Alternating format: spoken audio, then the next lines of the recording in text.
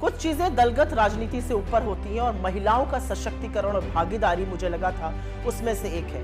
मैं आज इस देश की एक महिला होने के नाते बोलना चाहती हूँ। एक वो महिला जो नौकरी करती थी और फिर लगा कि सार्वजनिक जीवन में बदलाव का सबसे सशक्त माध्यम है राजनीति से जुड़ जाना। ऐसा इस देश की बहुत सारी महिलाओं को लगता है। एक आधी आबादी है जिसको ये लगता है कि उनका प्रतिनिधित्व होना चाहिए, उनको आरक्षण मिलना चाहिए।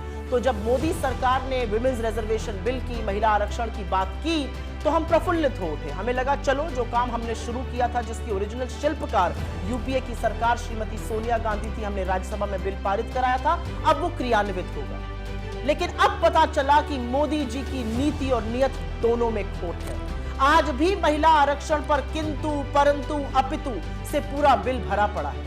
आज भी ये जुमला इसलिए दिया गया क्योंकि अपनी आगामी हार साफ दिख रही है और मोदी जी के स्कोर कार्ड पर नील बटा सन्नाटा है। तो महिलाओं को एक जुमला दे दिया गया महिला आरक्षण का, लेकिन असलियत इस बिल में साफ हो गई, क्योंकि यह बिल साफ तौर से कहता है कि महिला आरक्षण तभी होगा जब पहले जनगणना होगी, फिर डिलिमिटेशन होगा और उसके बाद महिला आरक्षण क्रियान्वित होगा। मतलब 2029 से पहले महिला आरक्षण संभव ही नहीं है।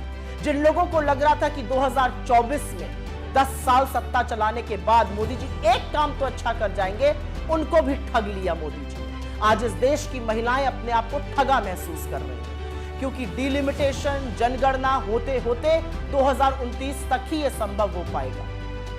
ये जो बिल था, हमारा लाया हुआ बिल, राज्यसभा में 9 मार्च 2010 को पारित हुआ था। अगर आपकी नीति और नियत साफ होती तो आप उसी बिल को लोकसभा में लाते, बिना कंडीशन के उसको पास कराते और महिला आरक्षण एक रियलिटी बनता।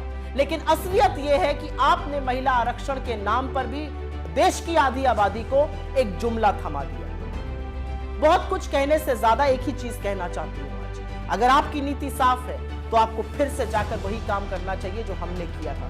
किंतु परंतु अपितु हटाइए, महिलाओं के सशक्तिकरण की बात कीजिए। जो दूरदर्शिता राजीव गांधी जी ने दिखाई, आज उसका परिणाम है कि 30 लाख से ज्यादा निर्वाचित लोकल बॉडी इलेक्शंस में 10 लाख से ऊपर महिलाएं हैं। जो दूरदर्शिता और दृढ़ निश्चय सोनिया जी ने और मनमोहन सिंह जी ने दिखाया था, वो एक बार अगर आप दिखाते तो 2024 के चुनावों में महिलाओं की 1/3 भागीदारी होती। लेकिन अब जो आपने किया है वो एक इवेंट था, वो जुमला था। आपको नए सदन में जाना था, एक बड़ा इवेंट करना था और बड़े इवेंट को करने के बाद निकला क्या? खोदा पहाड़ और निकली चुहिया। खोदा पहाड़ और पता चला 2024 में नहीं, ये तो 2029 में शायद संभव हो पाएगा। अगर आप चाहते तो आप जनगणना 2020 से 23 के बीच में करा सकते थे। सब कुछ हुआ लेकिन जनगणना नहीं हुई। फिर भी आपने जनगणना को और डिलिमिटेशन को एक क्राइटेरिया बनाया। तो देश की महिलाएं आपसे आज सवाल पूछ रही हैं कि अपने जुमलों का शिकार आपने इस देश की आधी आबादी को भी बना दिया।